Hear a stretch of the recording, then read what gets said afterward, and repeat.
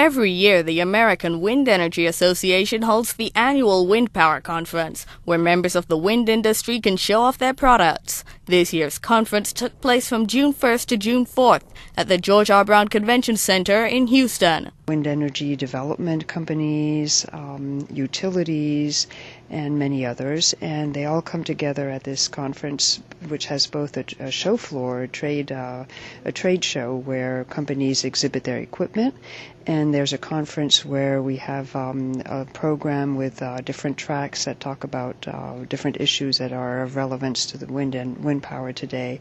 So we're here on the last day of the 2008 Wind Power Conference. Over 13,000 people attended this year's conference, which featured some 700 exhibitions. Walking down the show floor, you see one exhibit after another. We had a model wind turbine that we just disassembled. Actually, you're coming at the time where it's pretty much disassembled. But basically, we had a model of our wind turbine up. People would come into the booth, we would explain how it worked. There's a video monitor over there that shows the turbine spinning. It shows how it's installed and where we place it on a specific site. So it was information oriented. This is what a typical wind turbine looks like.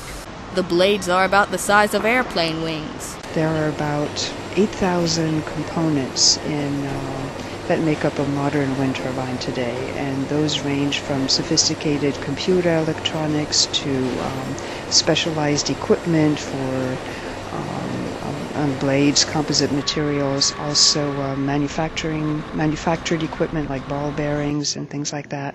So what we've seen on the show floor is a lot of companies that are now finding business opportunity thanks to wind power. They may be companies that are in the Rust Belt in places like Ohio, they may be or Pennsylvania. They may be companies here in Texas as well that weren't in wind power before, but they're seeing it's a growing market, and they're coming to the show and to the industry to do business, and that's a great thing.